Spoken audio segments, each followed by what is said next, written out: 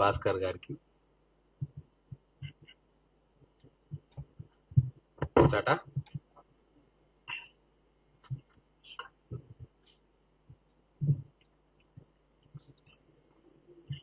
ప్రజలు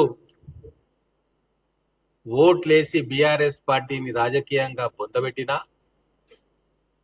తెలంగాణకు కల్వకుంట్ల కుటుంబం శని వదలట్లే.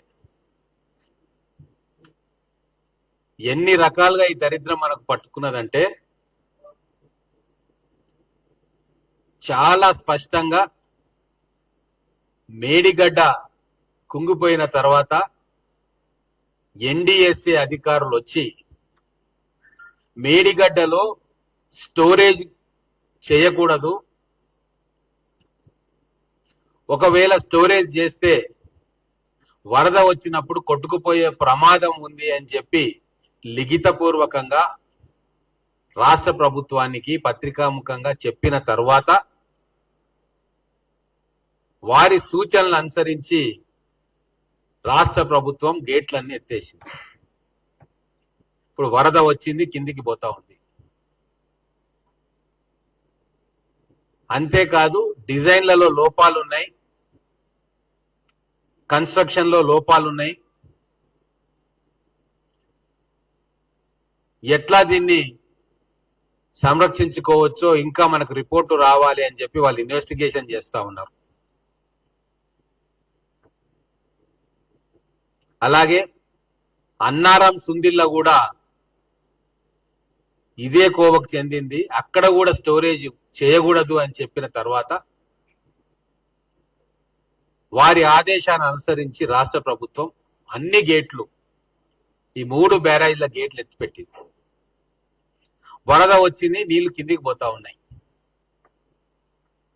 ఇదంతా తెలిసి కూడా కేటీఆర్ మళ్ళా ఈరోజు కాళేశ్వరం ప్రాజెక్ట్ దగ్గరికి పోయి రాజకీయం చేయాలని చూస్తా ఉన్నాడు. అసహ్యించుకుంటారు తెలంగాణ ప్రజలు. ఈరోజు ఒక పనికిరాని ప్రాజెక్టును కట్టి 1,00,000 కోట్ల రూపాయలు గోదావరి నీళ్ళల్లో వేసి మొత్తం తెలంగాణకు గుదిబండగా మారింది. తెలంగాణ భవిష్యత్ తరాలు అప్పుల్లో మునిగేటట్టుగా చేసింది కాళేశ్వరం ప్రాజెక్టు కేసీఆర్ రీడిజైన్ వల్ల. ఇంత నగ్నంగా వాళ్ళ దుశ్చర్యలు బయటపడుతున్నా తమ ఉనికి కోసం మళ్ళా రాజకీయం చేసే ప్రయత్నం కేటీఆర్ చేస్తా ఉన్నాడు. అయ్యా కేటీఆర్ గారు, మీరు ఏం చదువుకున్నారు? మీరేమన్నా ఇంజనీరా? కనీస అవగాహన డ్యాంల మీద మీకున్నదా? కేంద్ర సంస్థ దేశంలో డ్యామ్ సేఫ్టీ గురించి ఎన్నో సంవత్సరాలుగా కృషి చేస్తూ రీసెర్చ్ చేస్తూ సలహాలు ఇస్తున్న ఒక నేషనల్ ఏజెన్సీ చెప్పిన తర్వాత కూడా నీ మిడిమిడి జ్ఞానంతో ఎందుకు ప్రజల్లో అపోహ సృష్టించే ప్రయత్నం చేస్తా ఉన్నావు? నువ్వు ఎట్లాగూ తెలివి లేదు, కొన్ని చూసుకొని నేర్చుకో, తెలుసుకో. ఎందుకు ఎన్డీఎస్ఏ ఇక్కడ వాటర్ నింపొద్దు అన్నది అంటే దానికి చాలా కారణాలు ఉన్నాయి. గతంలో జరిగిన అనుభవాలు, ఈ మధ్యనే ప్రపంచవ్యాప్తంగా కూలిన డ్యాములు, అవన్నీ చూసే ఎన్డీఎస్ఏ జాగ్రత్త పడమని చెప్పింది. 1975లో ప్రపంచంలో అతిపెద్ద డ్యామ్ బర్స్ట్ చైనాలో హెనాన్ ప్రావిన్స్ లో జరిగింది. 13,000 స్క్వేర్ కిలోమీటర్లు ఫ్లడ్డింగ్ అయ్యి దాదాపు 2 లక్షల మంది ప్రజల ప్రాణాలు కోల్పోయింది. ఆ రోజు ఊళ్ళకు ఊరు వేలాది గ్రామాలు నేలమట్టం అయిపోయినాయి. ఈ మధ్యనే 2023 సంవత్సరంలో డేర్నా డ్యామ్ అని లిబియాలో కొలాప్స్ అయింది. 13,000 మంది చనిపోయారు. రష్యాలో పేపర్లో చూసుంటారు మీరంతా, కాకోవ్లా డ్యామ్ అని చెప్పి అది కూడా కూలిపోయింది. దానివల్ల కూడా ఎంతో ప్రాణ నష్టం, ఆస్తి నష్టం జరిగింది. అంటే మీరు తెలంగాణలో ఒక జల ప్రళయం వచ్చి లక్షల మంది ప్రజలు చనిపోవాలి, వేల గ్రామాలు పట్టణ కొట్టుకుపోవాలని చెప్పి అనుకుంటున్నారా? తెలంగాణ ప్రజలు మీకు అధికారాన్ని ఇస్తే అనంతమైన సంపద మీరు కూడబెట్టుకొని ఈరోజు తెలంగాణ ప్రజలు చచ్చిపోవాలని కోరుకుంటున్నావా కేటీఆర్? ఇంత అజ్ఞానంతో మీరు రాజకీయాలు చేయాల్సిన అవసరం ఏముంది? పోయి ఏం చెప్తాడు కేటీఆర్ అక్కడ పోయి? నీళ్లు కిందికి పోతా ఉన్నాయి కాబట్టి అన్నారంలో ఎత్తిపోయొచ్చు కదా అంటాడు. స్వామి, అన్నారం కూడా కుంగిపోయింది, బుంగలు పడ్డాయి, అది కూడా కొట్టుకుపోతుంది, అక్కడ స్టోరేజ్ చేయొద్దు అని చెప్పి ఎన్డీఎస్ఏ చెప్పింది. ఇది ఓపెన్ గా చెప్పింది, డాక్యుమెంట్ల ద్వారా పబ్లిక్ నాలెడ్జ్ లో పెట్టింది. మరి అన్నారం నుంచి సుందిల్ల ఎత్తుపోయాలి. సుందిల్ల కూడా ఇదే టెక్నాలజీ తోటి ఈ కాంట్రాక్టర్లే కట్టిండ్రు, అక్కడ కూడా బుంగలు ఏర్పడ్డాయి, ఆ డ్యామ్ కూడా సేఫ్ కాదు అని చెప్పి ఎన్డీఎస్ఏ చెప్పింది. ఏమంటాడినా మిడిమిడి జ్ఞానం ఉన్న మన కేటీఆర్, ఎల్లంపల్లి నింపేది ఉండే అంటారు. గోదావరి వరద స్టార్ట్ అయినప్పుడు ఎల్లంపల్లి ఎట్లాగో నిండుతుంది. 20 టీఎంసీల కెపాసిటీ ఉంటే ఎల్లంపల్లికి 14 టీఎంసీ నిండిపోయింది ఆల్రెడీ. ఈ రోజు నాకు తెలిసి 15-16 టీఎంసీలకు వచ్చేసి ఉంటది. అంటే మీరు తెలివితోక పని చేసిండ్రు ఆ 2 సంవత్సరం, పోయిన సంవత్సరం అంతకంటే ముందు సంవత్సరం వర్షాకాలంలో మేడిగడ్డ నుంచి నింపి అన్నారం సుందిల నుంచి ఎల్లంపల్లికి లిఫ్ట్ చేసిండ్రు మీరు 161 టీఎంసీలు. మళ్ళీ వరద వస్తే గేట్లన్నీ తీసేసి మళ్ళీ కిందికి వదిలేసిండ్రు. మళ్ళా అదే పని చేయాలనా? ఇంకో 2-3 రోజులు పోతే ఎల్లంపల్లి బ్యారేజ్ నిండిపోతుంది. ఎందుకు ఈ దరిద్రం రాజకీయాలు చేస్తా ఉన్నారు మాకు అర్థం కావట్లేదు. అంటే వాళ్ళు నమ్మిండ్రు రేవంత్ రెడ్డి గారు, కాంగ్రెస్ ప్రభుత్వము రుణమాఫీ చేయదు అని. కానీ మేము రుణమాఫీ చేసినాం. బ్రహ్మాండంగా ప్రజల్లో ఆదరణ పెరుగుతా ఉంది. ఇచ్చిన మాట కట్టుబడి కాంగ్రెస్ ప్రభుత్వం గౌరవ రేవంత్ రెడ్డి గారి ఆధ్వర్యంలో గ్యారంటీలను అమలు చేస్తా ఉన్నాం. ఒక అద్భుతమైన బడ్జెట్ ను ఈరోజు అసెంబ్లీలో ప్రవేశపెట్టుకున్నాం. మొట్టమొదటిసారిగా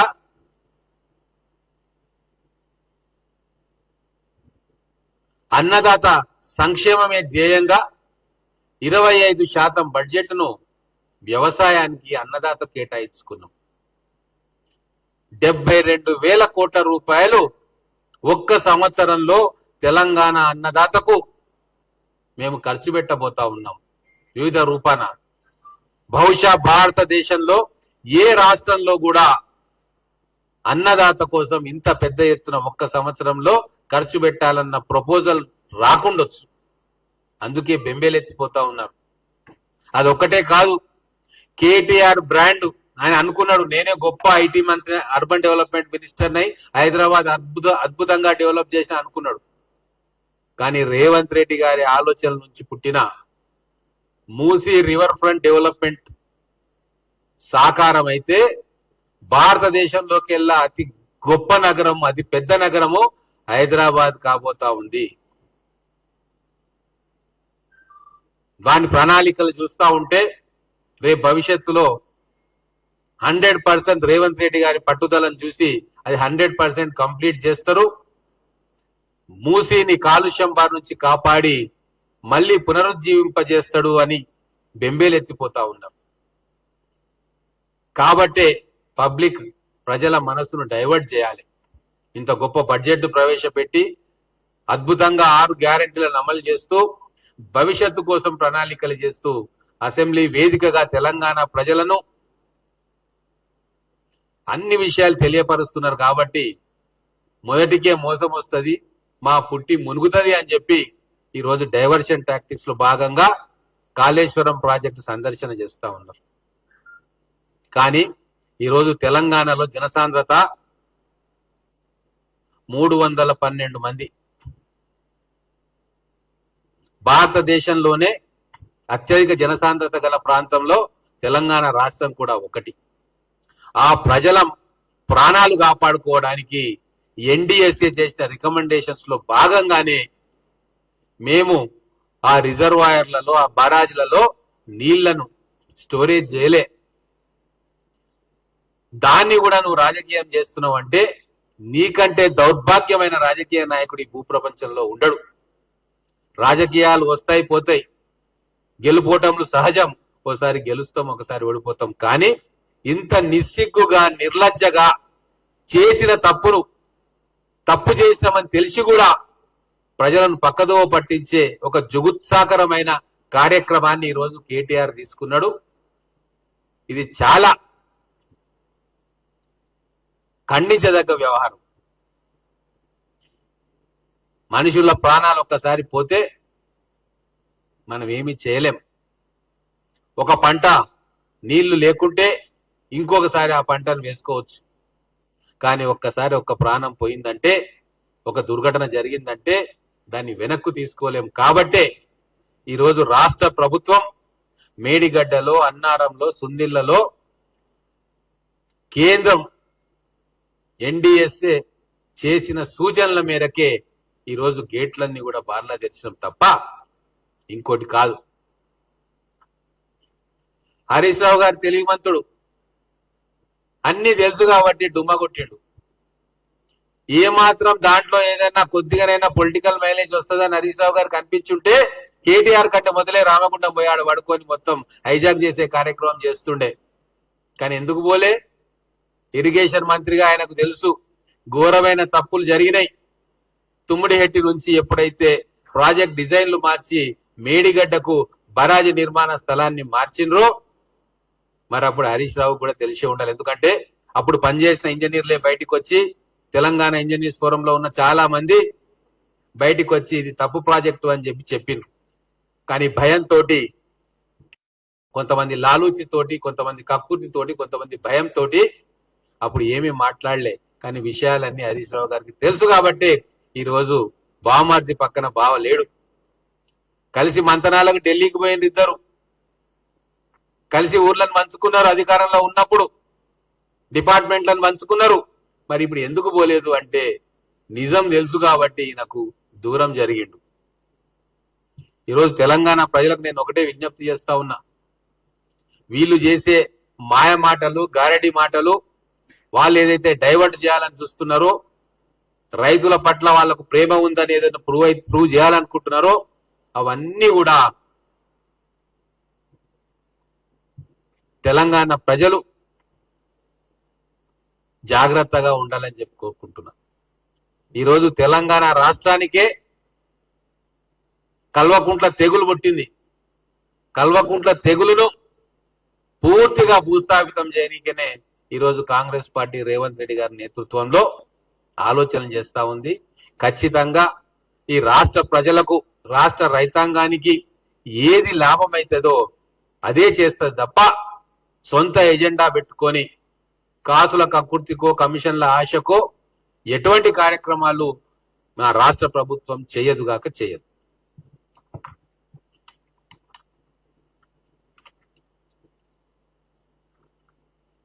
దీంతో ఇంకొక విషయం చాలా స్పష్టంగా అర్థమైంది ఏంటంటే, గోదావరికి వరదొచ్చినా సరే కాళేశ్వరం ప్రాజెక్టు తోటి వీళ్ళు పెట్టిన 1,00,000 కోట్లతోటి ఎలాంటి ఉపయోగం కూడా తెలంగాణ ప్రజలకు లేదు. కన్నెపల్లి పంప్ హౌస్ సంగతి ఏమైందో అందరికీ తెలుసు. కొట్టుకొని పోయింది ఆ పంప్ హౌస్ మొత్తం. ఈరోజు కేటీఆర్ కు అనుమతిస్తున్నాం కదా కాళేశ్వరం ప్రాజెక్ట్ అన్ని సందర్శించనీకే, మరి వరద వచ్చి లోపభూయిష్టమైన డిజైన్లతోటి నిర్మాణం చేయబడ్డ కన్నెపల్లి పంప్ హౌస్ దగ్గరికి ఆ రోజు వరద వచ్చినప్పుడు ఎవరినైనా పంపించిండ్రా? జర్నలిస్టు మిత్రులను గాని, రాజకీయ నాయకులను గాని 100 కిలోమీటర్ల అవతల్ని అరెస్టు చేసిన సందర్భం ఇంకా గుర్తుంది. మీరు ఒక నియంతృత్వ పోకడతోటి మీరు చేసిన తప్పులను కప్పిపుచ్చుకునే ప్రయత్నం చేసినారు. కానీ విధి చాలా గొప్పది. ఈ రోజు ప్రజలు మిమ్మల్ని రాజకీయంగా బొందబెట్టిన తర్వాత మీరు చేసిన అకృత్యాలు, అక్రమాలు ఒక్కొక్కటి వెలుగులోకి వస్తా ఉన్నాయి. ప్రతిపక్ష పార్టీగా మీకు పూర్తి స్వేచ్ఛనిస్తా ఉంది ప్రభుత్వం. మీ విమర్శలు చేసుకోవచ్చు, మీరు ఎక్కడికైనా పోవచ్చు, చూడొచ్చు. గతంలో లాగా కాదు, ఇది ఒక నిర్బంధ రాజ్యం కాదు తెలంగాణ, స్వేచ్ఛా రాష్ట్రం. ఇప్పుడు ప్రజలన్నీ కూడా గమనిస్తా ఉన్నారు వాళ్ళు చేసే వికృత క్రీడలు.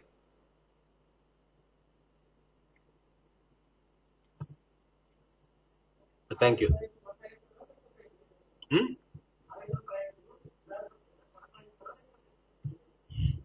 ఇప్పుడు ఆల్రెడీ ఎన్డీఎస్ఏ మనకు రికమెండేషన్స్ ఇస్తుంది ఏం చేయాలనో. ఒకవేళ దాన్ని లిమిటెడ్ గా కొనసాగించి ఆ బ్యారేజ్ ను పునర్నిర్మాణం చేయాలి, పటిష్టం చేయాలి అని అంటే ఖచ్చితంగా ఆ పని చేస్తాం. అయితే ఇక్కడ మొదటి నుంచి కూడా కాంగ్రెస్ పార్టీ ఆ రోజు తుమ్మిడిహెట్టి దగ్గర ప్రాజెక్టు కట్టి ప్రాణహిత చేవెళ్ళకి ఏదైతే మెయిన్ సోర్స్ అనుకుంటున్నామో దాన్ని మాత్రం ఖచ్చితంగా కట్టబోతా ఉన్నాం. ఎందుకంటే వరద ప్రాణహిత నుంచి కూడా దాదాపుగా 200 టీఎంసీల వాటర్ అక్కడ లభ్యత ఉంది. దాన్ని కేవలం కన్స్ట్రక్షన్ కంపెనీ కోరిక మేరకు లేదా కమిషన్ల కోసం మేడిగడ్డకు తీసుకొచ్చారు. కాబట్టి ఈరోజు గతంలో వాళ్ళు చేసిన ప్రాజెక్టులు అన్ని కూడా ఏవైతే కంప్లీట్ చేయాల్సిందో వాటిని కంప్లీట్ చేస్తాం. అందుకే ఈరోజు బడ్జెట్ లో నిధులు కేటాయించుకున్నాము. సంవత్సరం లోపల పూర్తి చేసే ప్రాజెక్టులన్నీ, 2 సంవత్సరాల తర్వాత పూర్తి చేసే ప్రాజెక్టులన్నీ చెప్పి డెడ్ లైన్స్ పెట్టుకొని మరి మా ముఖ్యమంత్రి గారు, ఇరిగేషన్ శాఖ మంత్రులు కంటిన్యూస్ గా రివ్యూ చేస్తా ఉన్నారు. వాటికి తగ్గ బడ్జెట్ ను కూడా ఈ బడ్జెట్ లో మేము పొందుపరుచుకున్నాం.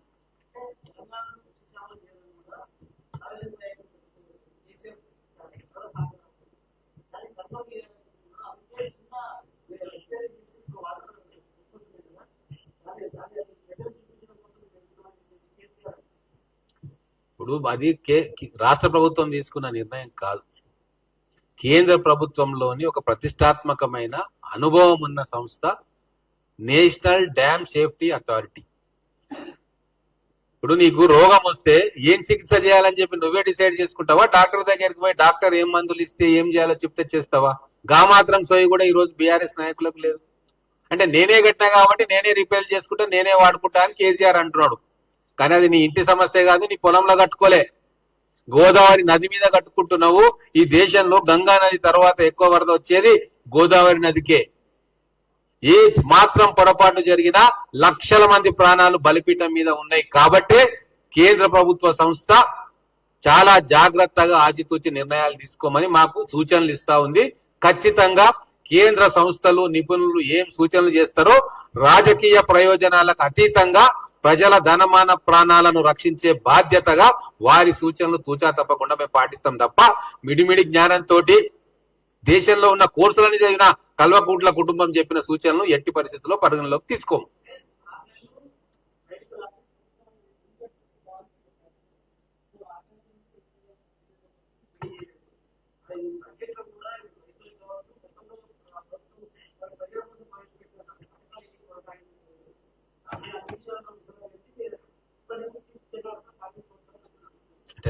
సబ్జెక్ట్ డైవర్ట్ అవుతుంది బ్రదర్, ఇది మేడిగడ్డ మీద పెడతా ఉన్నా.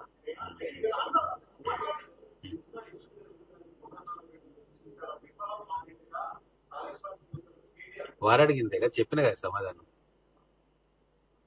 నేషనల్ డ్యామ్ సేఫ్టీ అథారిటీ ఇచ్చిన సూచనల మేరకే రాష్ట్ర ప్రభుత్వం పనిచేస్తుంది తప్ప మిడిమిడి జ్ఞానంతో రాష్ట్రాన్ని, రాష్ట్ర భవిష్యత్తును తాకట్టు పెట్టిన ఈ కుటుంబ సభ్యులు చెప్పే మాటలను పట్టించుకోదు. వాళ్ళు చెప్పే మాటలకు ఆధారాలు లేవు, సైంటిఫిక్ అప్రోచ్ లేదు.